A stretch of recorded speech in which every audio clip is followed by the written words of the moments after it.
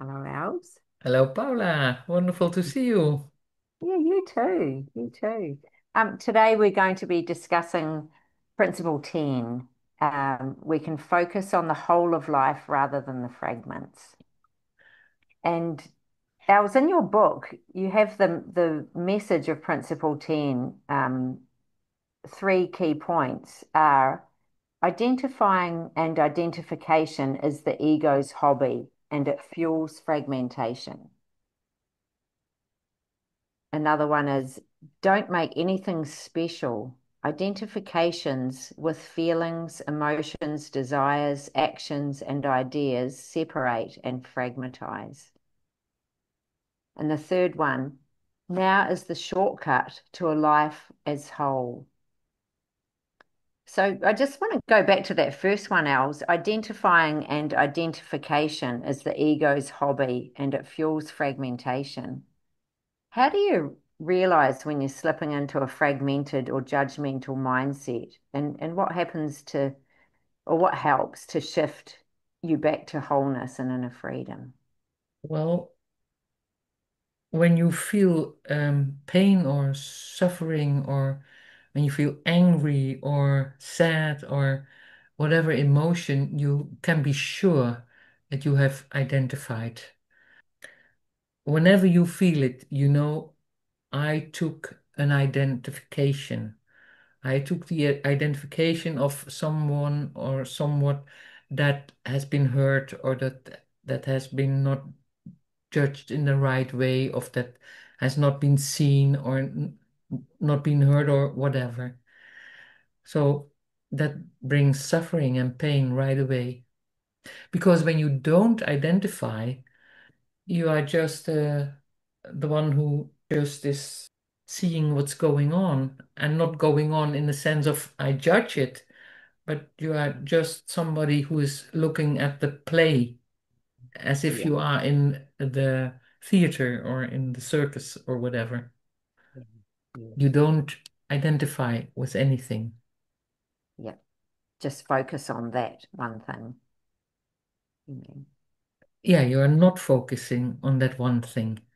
Mm. Ah, okay. Okay. Right. Yeah. Might need to elaborate for me a little bit more. Yeah, when you make Uh, something special, you are away from essence. You are sucked into a story. yes, I get that. Yeah. Yes, and it's so easy to get sucked into that story. Absolutely. Yeah, yeah. Els, can you elaborate on how guilt interferes with our ability to experience the present moment and how we can release guilt without denying responsibility? Well, guilt throws us always back into the past. Mm, Without imagine that your life started right now, you wouldn't experience guilt at all. You need the past to feel guilty. mm, And well, the past is over and things happened, and in the now there is no guilt. yeah. And in the past there's no guilt either. And in the cosmos there's no guilt. But because of all the ideas we have, we think we can be guilty. And Mm, the thing is, we just did our lives as everybody did. And there's no guilt at all. It's just, we do the best we can. And sometimes it's not so nice, or sometimes we do things and later on we think we shouldn't have done that. But that's what we did because we didn't knew better. mm, So without past, no guilt. So always when I experience guilt, I threw myself out of the now into the past. yeah. About guilt, can I forgive myself that my life happened the way it did? Can I just forgive myself? And maybe someone comes and said, "Oh, that was not so nice what you did." You can say, "That's true, it was not so nice, and I did it."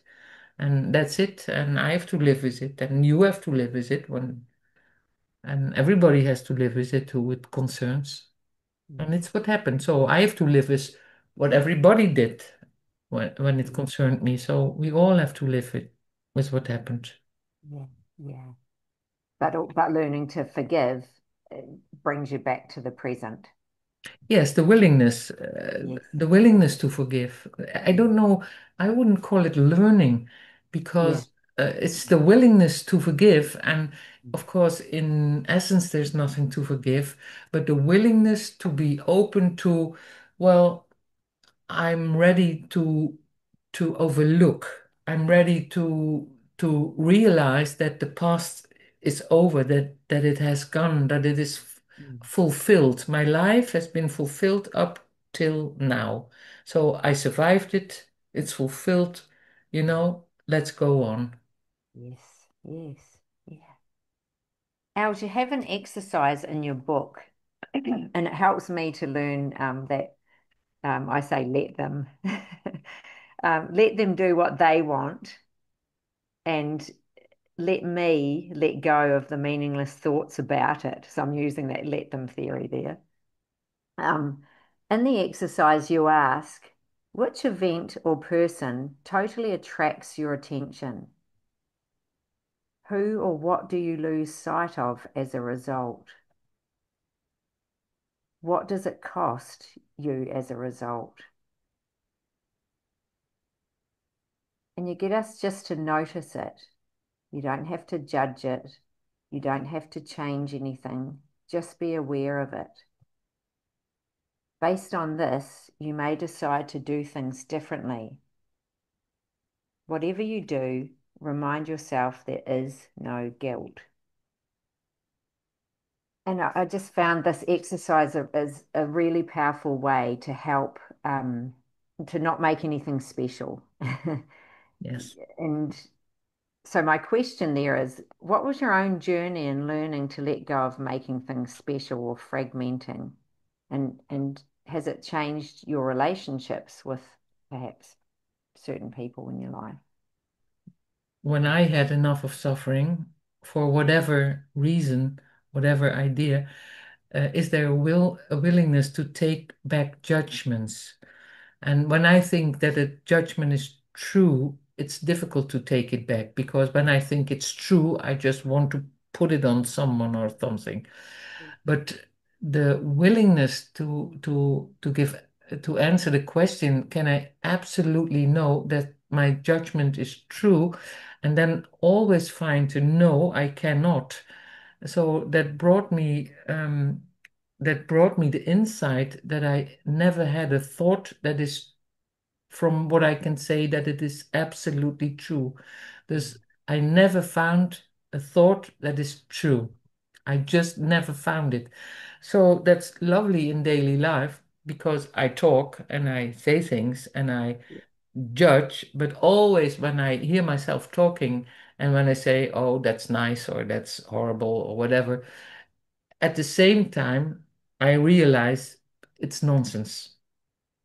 So it makes a conversation possible, Yeah, but it never clings me to whatever. It right. that's there's never war in it, or there's never fear in it, or there's never a worry in it Yeah. when I talk about things, because I know it's always nonsense.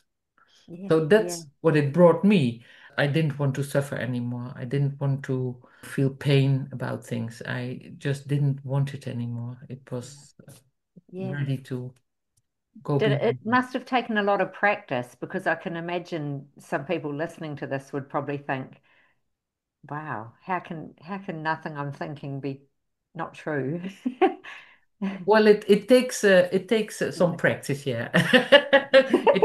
It took me some time. Yes, of course, it took me several years, but Yeah. willingness just to Mm. go on and go on and go on. That's something you have to find in yourself. The Yes. the the really the decision to go on and to always ask yourself this question, can I absolutely know that it's true? And answer it.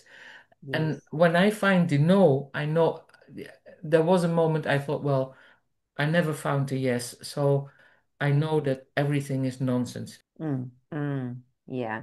Yeah. I can't wait till I'm there. I'll get there one day.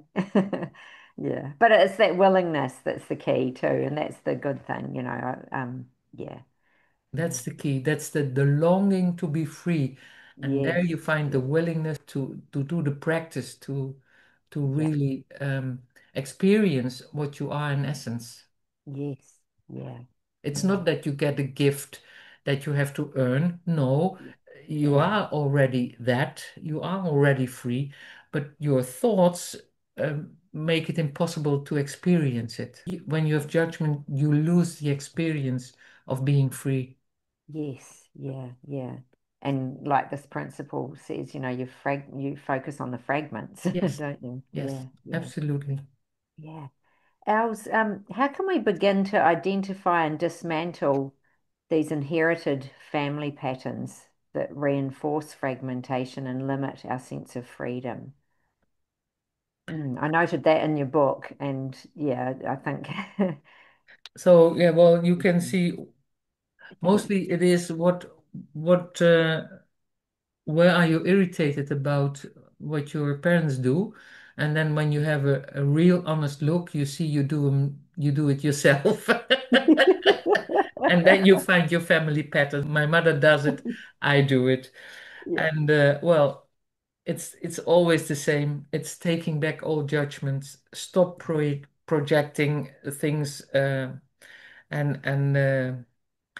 be aware of what you are doing yourself, and take the make the decision to stop it, and you will find out it's not very easy to stop a family pattern because mm, they are really so they are strong, because they carry loyalty in them, because when my mother does it and I do the same, there's loyalty to the family.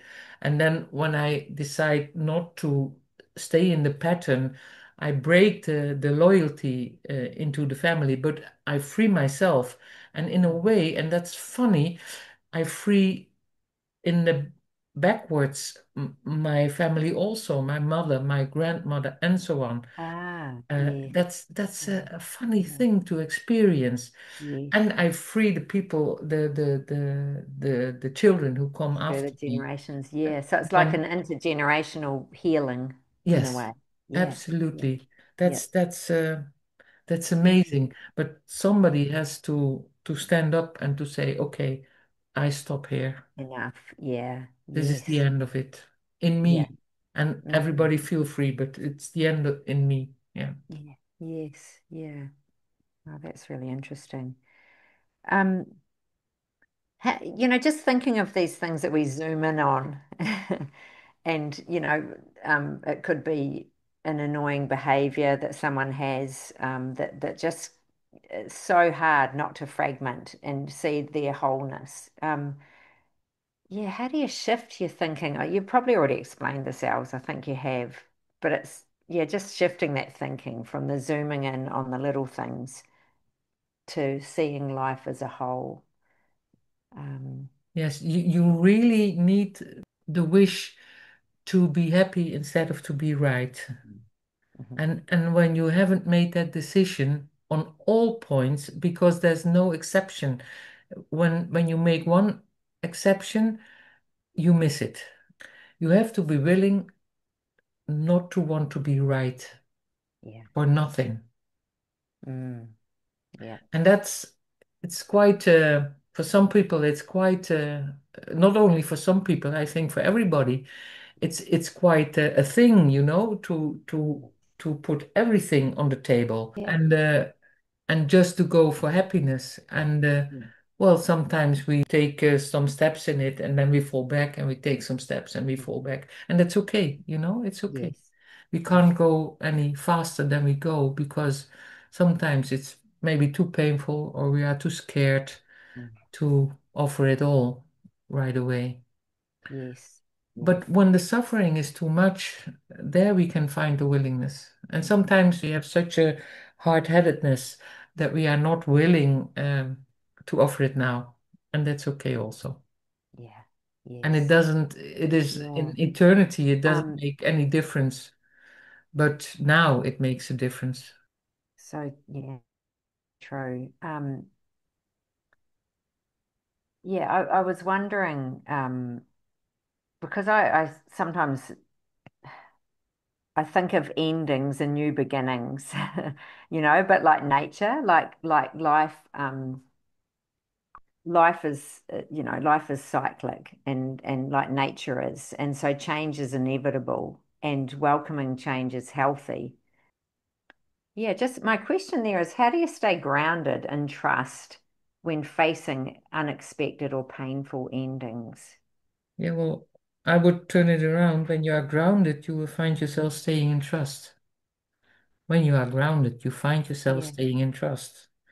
And when not, ask yourself, would it have been better if, for example, the person would have stayed? Would you be happier Yeah. if you were not divorced? What if you would have uh, lived in the same house until your 100th birthday? Would that have been nice? So when the answer is no, and mostly the answer is no, Yes. it's wonderful to see what it gave you instead of what it only cost you. Yes. Because there's not only a cost side, there's always a giving side also. Mm. And when I focus on that, when I can find every day where I'm thankful for in the situation where I'm in, and I write it down and I reread it and reread it, it gives me a feeling of a very rich life. Yeah, yeah. And grateful for what you have. Absolutely. Yeah, yeah. Hmm. Well, thank you, Els. Okay. Thank you, Paula. It was nice meeting you. You See you too. next See you time. next. Yeah, bye-bye. Bye bye.